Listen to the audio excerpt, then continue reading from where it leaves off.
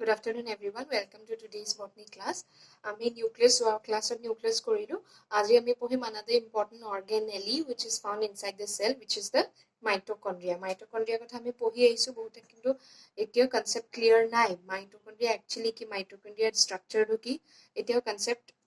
এই বস্তুখিনি বহুত ইম্পৰ্টেণ্ট হয়, কাৰণ হায়াৰ ষ্টাডিজতো এইটো লাগে, চেল ষ্ট্ৰাকচাৰ্ছটো গম পাব লাগে। চ' ফাৰ্ষ্ট আমি মাইটকণ্ড্ৰিয়া আৰু এটা নাম কি, powerhouse of the cell বুলি কয়। Powerhouse of the cell মানে কি, চেলটোক মেইন পাৱাৰ দিয়ে মাইটকণ্ড্ৰিয়াই। In the form of they provide the cell with energy ATP। তাৰমানে কি কৰে, মাইটকণ্ড্ৰিয়াই ATP বনাই পেলাই এটা চেল, ঠিক আছে, চেলৰ নিউক্লিয়াছ থাকে, আৰু এইটো যেনিবা মাইটকণ্ড্ৰিয়াটো এনেকুৱা হয় ষ্ট্ৰাকচাৰটো। এতিয়া মাইটকণ্ড্ৰিয়াই কি কৰিব, ফুড যেতিয়া সোমাব, হয়নে, ফুড সোমাব, অক্সিজেন লাগিব, আমাক অক্সিজেন লাগে, ফুড লাগে, সেই বস্তুখিনি ভাঙি পেলাই এইটোৱে ATP বনাব। মাইটকণ্ড্ৰিয়াই ATP which is energy, ঠিক আছে, এনাৰ্জি বনাব, আৰু সেই এনাৰ্জিটো এই চেলটোৱে নিজৰ কামত ইউজ কৰিব, কাম কৰা, চ' এনাৰ্জি প্ৰডিউচ কৰি দিলে। সেইটো কাৰণে mitochondria powerhouse of the cell কয়। চেলৰ এনাৰ্জিটো কি ফৰ্মত থাকে, ATP, তাৰমানে ATP এডিনোচাইন ট্ৰাইফচফেট। এতিয়া এই বস্তুটো, এই প্ৰচেছটোৰ এটা চেপ্টাৰ আছিলে ফিজিঅলজিত, সেই চেপ্টাৰটোৰ নাম আছিলে চেলুলাৰ ৰেস্পিৰেশ্যন, হয়নে, এইটো চিলেবাছতে আছিলে চেলুলাৰ ৰেস্পিৰেশ্যন, কিন্তু সেইটো কাটি দিছে, সেইটো কাৰণে আমি প্ৰচেছটোৱে নপঢ়ো।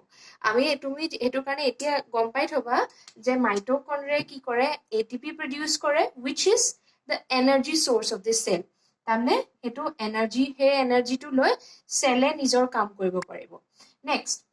ডিছকাভাৰ্ড বাই কলিকাৰ ইন 1880, কলিকাৰ নামৰ এজন চাইণ্টিষ্ট আছিলে, তেওঁ ডিছকাভাৰ কৰিছিলে। এতিয়া কথা আহিলে যে এটা চেলৰ ভিতৰত কেইটা মাইটকণ্ড্ৰিয়া থাকিব পাৰে। Number of mitochondria in a cell, ৰেঞ্জটো যদি চোৱা, মিনিমাম মানে চবতকে কম নাম্বাৰ থাকিব পাৰে 1%, তাৰমানে এটা চেলত এটা মাইটকণ্ড্ৰিয়া মিনিমাম, আৰু সেইটো ক'ত পায়, ক্লৰেলাত পায় বা ক্লেমাইডোমনাছ তেনেকুৱা অৰ্গেনিজমছত পায়, যিবোৰ লোৱাৰ অৰ্গেনিজমছ। নেক্সট, মেক্সিমাম ৰেঞ্জটো হ'ব পাৰে এটা চেলত around 5 লাখটা মাইটকণ্ড্ৰিয়া থাকিব পাৰিব। এইটো একচুৱেলি ক'ত পোৱা যায়, ফ্লাইট মাছল অফ ইনচেক্টৰ যিটো ফ্লাইট মাছল, উৰাৰ যিটো জোৰা উইংছখন য'ত লাগি থাকে, তাত মাছলছ আছে, সেই ফ্লাইট মাছলছত কি হয়, 5 লাখটা এমিবা পোৱা গৈছে ডিছকাভাৰ। তাকে most 50,000টা ক'ত পোৱা গৈছে, বুকছত পাবা 50,000টো এমিবাত। আৰু range number vary according to the activity of the cell. যদি এটা চেলৰ বেছিকে কাম হৈ আছে, তেতিয়াহ'লে তাক বেছিকে এনাৰ্জি লাগিব, সেই চেলবিলাকত বেছিকে মাইটকণ্ড্ৰিয়া থাকিব। যেনেকে এতিয়া ফ্লাইট মাছলছখিনি কি, উৰাত সহায় কৰে, এতিয়া কণ্টিনিউ যদি উৰি থাকে, সেই মাছলছখিনিতো বহুত কাম লাগিব, বহুত কাম কৰি আছে, সেইটো কাৰণে বহুত কি লাগিব, এনাৰ্জি লাগিব টু ফ্লাই। সেই মাছলছখিনি বেছি এনাৰ্জি লাগে কাৰণে সেই মাছলছ চেলছখিনিৰ বেছিকে মাইটকণ্ড্ৰিয়া থাকে, কাৰণ এনাৰ্জি লাগিব, ATP বেছিকে লাগিব, চ' তেনেকে ভেৰি কৰে। আৰু শ্বেপটো হয়, কমন শ্বেপটো যিটো ল'ম, ডিস্ক অৰ অভেল শ্বেপ, মানে এনেকুৱা। এতিয়া আমি ষ্ট্ৰাকচাৰটো ডিছকাছ কৰিম। ডায়েগ্ৰাম পৰীক্ষাত আহে, মাইটকণ্ড্ৰিয়া পুৰা ডায়েগ্ৰাম পৰীক্ষাত আহিবই। এইটো চাৰ্কুলাৰ নহয়, আমি কি ল'লো, অভেল শ্বেপ। ইয়াৰ পৰা দুখন মেমব্ৰেইন থাকে, এখন হৈ গ'ল আউটাৰ মেমব্ৰেইন, ঠিক আছে। তাৰপিছত ভিতৰত এনেকুৱা কিছুমান ফল্ডছ থাকে,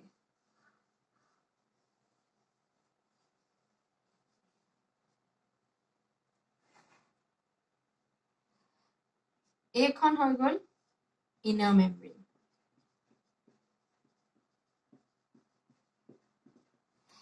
মেমব্ৰেইন। তাৰপিছত এই দুখন ৱাল, আউটাৰ মেমব্ৰেইন আৰু ইনাৰ মেমব্ৰেইনৰ মাজত যিখন ৱাল গেপ থাকে, সেই গেপটোক কয় ইণ্টাৰমেমব্ৰেনাছ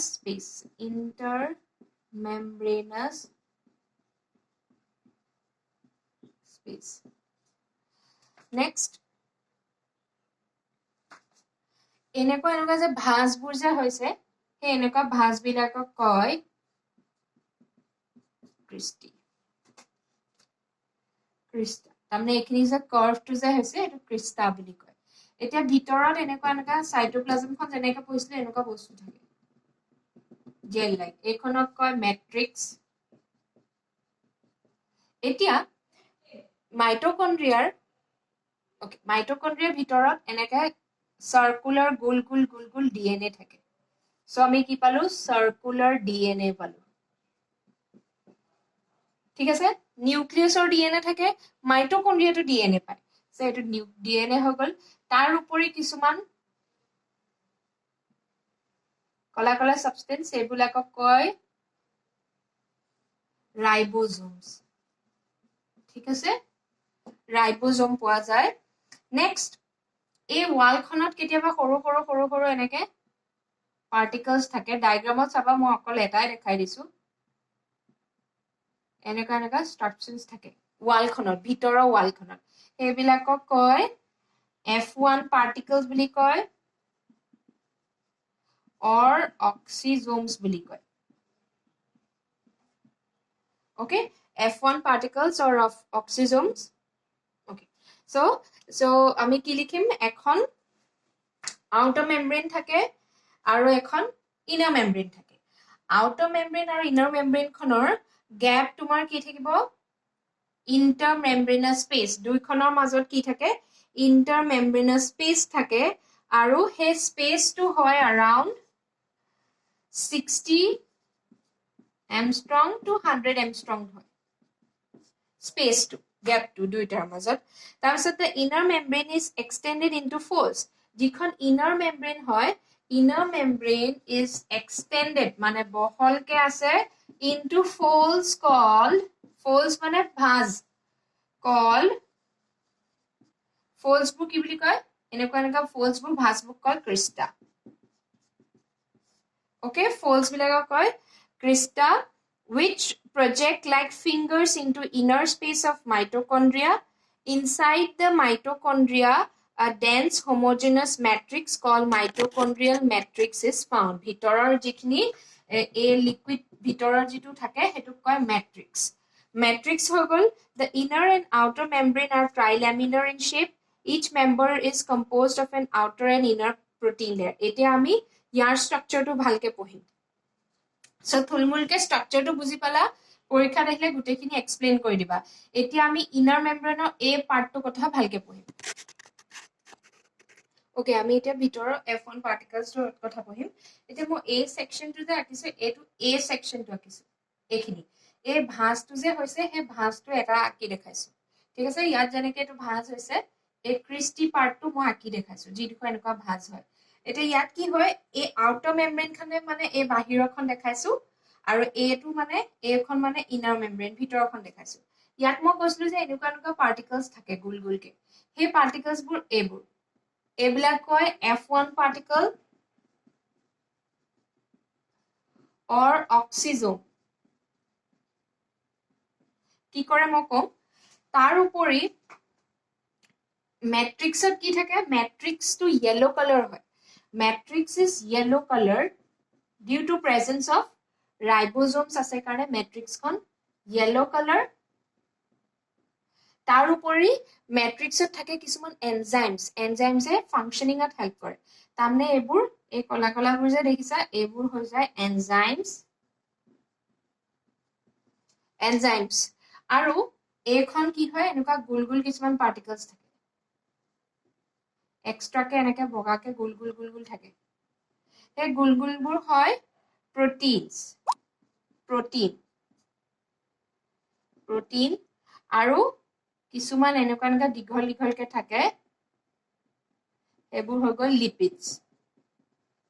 ঠিক আছে মই এখিনি কিয় লিখাইছো তোমালকে কব পাৰিবা কম্পোজিশন অফ মাইটোকন্ড্ৰিয়া তোমালকে কব লাগিব যে মাইটোকন্ড্ৰিয়া ইনাৰ মেমব্ৰেন খনত কি থাকে ফাৰ্স্ট এনজাইমছ থাকে মেট্ৰিক্সত সেকেন্ড protein এদি বনিছে proteins লাগি থাকে থাৰ্ড ভিতৰত এনেকুৱা লিপিডছ পাৰ্টিকলছ থাকে ঠিক আছে তাৰ উপৰি মেট্ৰিক্সত কি থাকিব ডিএনএ থাকিব আৰু ৰাইবোজোমছ থাকিব হেতু কম্পোজিশন হৈ গল ঠিক আছে তাৰমানে এইবোৰ কথা লিখিব পাৰিবা কাৰণে মই এক্সপ্লেইন কৰি দিছো এতিয়া মই কৈছিলো যে মাইটোকন্ড্ৰিয়া কি কৰে এটিপি প্ৰডিউস কৰে হয়নে এটিপি প্ৰডিউস কৰে এটো এই সেলত যেতিয়া ফুড হুমাই বাহিৰৰ পৰা আমি ফুড খাওঁ ফুড প্লাস অক্সিজেন হুমালে হেতুৱে কি হৈ যাব ইয়াৰ ভিতৰত ফুড আৰু অক্সিজেনটো মাইটোকন্ড্ৰিয়াই ভাঙি পেলাই মাইটোকন্ড্ৰিয়াই ফুড টু সিম্পল ফৰ্মত ভাঙি পেলাই আৰু সেই সিম্পল ফৰ্মৰ পৰা এটিপি মানে এনাৰ্জিটো উলিয়াই দিয়ে ঠিক আছে আমি যে কও খানা খালে এনার্জি পাও তার মানে কি সেই এনার্জিটো মেইন ফর্মুলা কেনেকে চেঞ্জ হৈ যায় food to ATP mitochondria simple ফর্মত ভাঙি এটিপি উলিয়াই দিয়ে energy out of the cell আৰু সেই কামটো কোনে কৰে গোটেই বস্তুটোৱে নকৰে মাইটোকন্ড্ৰিয়াৰ এই অক্সিজম যে আছে এই গুল গুল পাৰ্টিকলছ এনেকুৱা পাৰ্টিকলছ হে কি কৰে অক্সিজম food produce কৰে যদি পৰীক্ষাত আহে which part of the mitochondria produces ATP বা synthesizes ATP তাৰমানে প্ৰশ্নত সুধিছে যে মাইটোকন্ড্ৰিয়াৰ কোনটো পাৰ্টৰ পৰা ATP produce হয় আমি জানো যে মাইটোকন্ড্ৰিয়াৰ ATP produce হয় মাইটোকন্ড্ৰিয়াৰ কোনটো জায়গাৰ পৰা ATP produce হয় তোমাকে ক'ব লাগিব যে এই স্ট্ৰাকচাৰটো which is অক্সিজম বা কিতাপত F1 particle বুলিও থাকে ঠিক আছে কিতাপত F1 particle বুলিও থাকে এতিয়া ইয়াৰ স্ট্ৰাকচাৰটো মেইনলি কৈ দিছো বস্তুটো akuতে ভিতৰ ফালে এনেকুৱা এটা পাৰ্ট দিছো হয়নে ভিতৰ ফালে এনেকুৱা এটা পাৰ্ট আছে হল তাৰ ওপৰত এনেকুৱা এটা পাৰ্ট আছে এটো হৈ গল যেটো ভিতৰ ফালে এটা দেখাইছো দেই কি ভিতৰ ফালে যেটো থাকে এটোক কয় F0 particle which is the base to hol e upor dalok koi stalk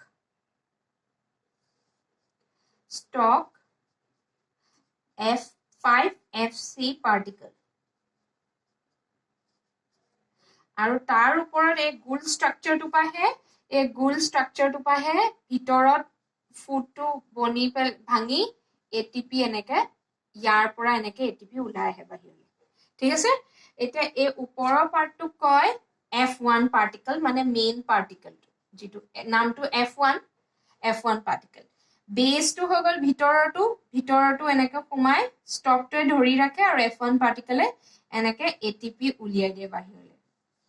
stock তাৰ পিছত এটো কি ওপৰৰ পাৰ্টিকলটো হেড বুলি কয় হেড এতিয়া আমি গম পালো টোটাল অক্সিজম এনেকুৱা কেটা থাকিব পাৰে around 1000 to 1 lakh 1000 to 1 lakh টা এনেকুৱা অক্সিজম থাকিব পাৰে এতিয়া আমি স্ট্ৰাকচাৰটো হেড কৰি দিলো স্ট্ৰাকচাৰ বুজি পাইছা সকে কিবা ডাউট থাকিলে সুধি লবা এতিয়া আমি ফাংশনটো চাম